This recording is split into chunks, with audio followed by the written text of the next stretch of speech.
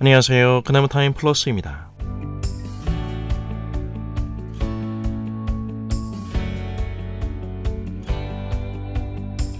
진리에 기반한 합리적인 근거와 논거가 뒷받침되지 않는다 하더라도 사람들로 하여금 비이성적이고 비상식적인 종교적 가르침들을 거의 진리로 인정하게 만드는 그 중심에는 언제나 하나님의 음성이라는 것이 있습니다. 이것이 사이비와 이단이 주장하는 부인할 수 없는 그들의 설득입니다.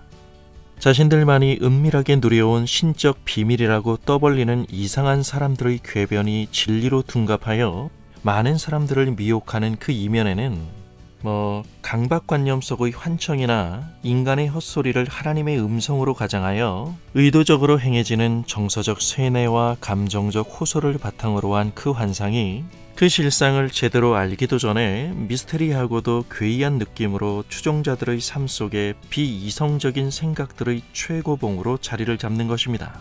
인적 네트워크로 올가매는 것도 사실이고요. 교회 아니든 밖이든 솔직히 우리가 상식선에서 몇 가지만 맞춰보아도 그 실체를 단박에 알 수 있는 것들이 참으로 많습니다. 그런데 이 어처구니 없는 일들이 비단 이단 사이비만의 문제일까요?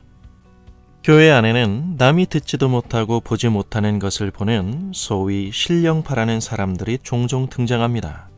보통 사람보다 한참 앞서 나가는 것만 같은 그들이 하나님의 음성으로 각색한 어떤 이상한 가르침들이 급변하는 시대를 살아가는 미래의 불확실성을 미끼로 사람들의 마음속에 잽싸게 보급되는 현실은 그만큼 성경에서 멀어지는 교회의 상황을 더 악화시키고 있습니다.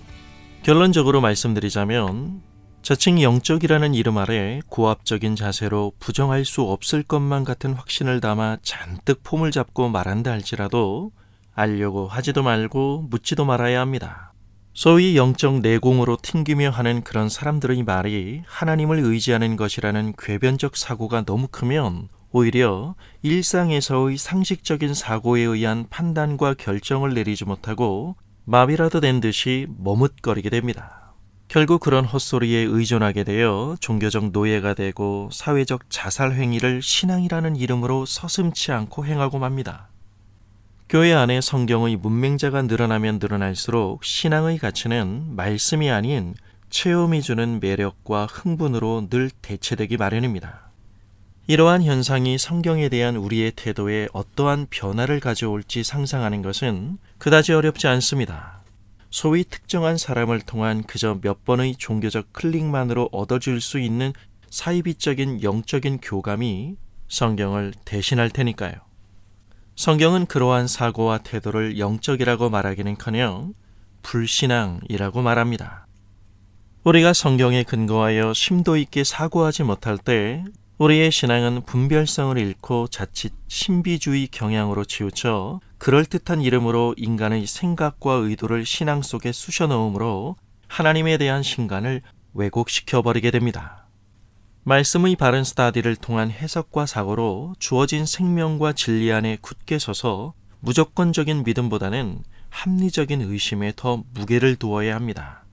과연 성경이 무엇이라고 말하고 있는지, 인간의 편의에 따라 마음대로 해석한 하나님이 아닌 성경이 예수 그리스도 안에서 계시한 하나님을 바로 알고 의지할 수만 있다면 나에게 주어진 삶을 성경에 근거하여 해석하는 사고력이 달라질 것이고 바로 그 수준을 가리켜 믿음의 실력이라고 말하는 것입니다.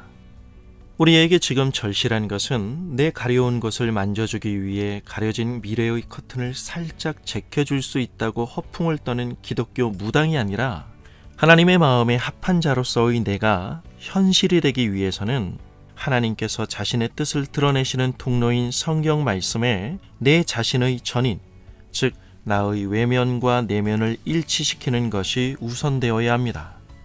그 말씀과 점차 일치되어 가는 삶을 가리켜서 영적이라고 말하는 것입니다. 감사합니다.